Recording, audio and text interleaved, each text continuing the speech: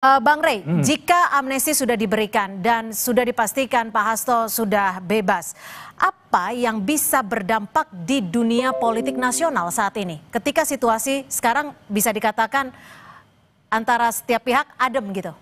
Iya, landai dan adem.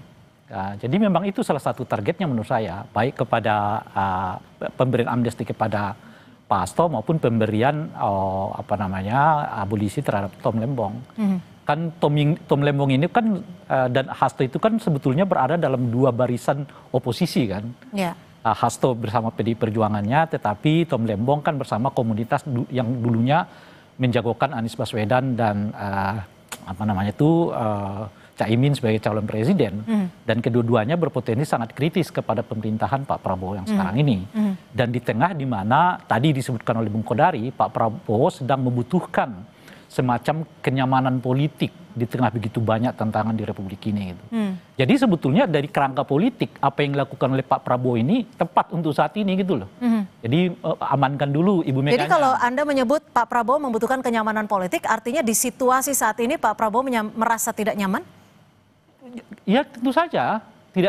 Kan tadi disebutkan banyak tantangan nih. Sekarang aja orang mendekati 17 Agustus, bendera One Piece mau disandingkan orang dan sebagainya gitu. Nah setidaknya Pak Prabowo ngamanin dulu deh politik formalnya gitu. Politik formalnya itu ya salah satunya PDI Perjuangan, mungkin komunitas-komunitas lain seperti yang disebut tadi kan, misalnya dari para pendukungnya Anies Baswedan dan sebagainya.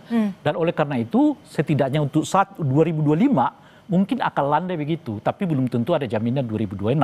Dan oleh karena itu kedekatan Pak Prabowo dengan Ibu Mega sekarang ini misalnya, saya kira itu temporal ya, boleh jadi itu sampai 2025, tapi 2026 bisa juga lain ceritanya. Gitu. Bung Kodari, betul Pak Prabowo saat ini sedang membutuhkan kenyamanan politik sehingga memberikan amnesti kepada salah satu orang yang bisa dikatakan paling penting di PDI Perjuangan yang saat ini adalah oposisi. Ya, kembali lagi ya, analisanya itu adalah kepentingan bangsa dan negara secara keseluruhan. Ya, kalau kemudian misalnya terjadi konflik yang besar di dunia internasional, kemudian di dalam negeri sendiri tidak kompak satu dengan yang lain, diperlukan, itu kan nanti akan membuat pengambilan keputusan dan kebijakan menjadi repot. Ingat pada saat COVID tahun 2020, 2021, nah, salah satu yang bisa membuat pemerintah cepat mengambil keputusan, bisa mengusahakan antisipasi terhadap COVID mulai dari mendatangkan vaksin, kemudian melakukan pembatasan sosial, itu karena adanya kekompakan dari tokoh-tokoh dan elit-elit politik di dalam negeri.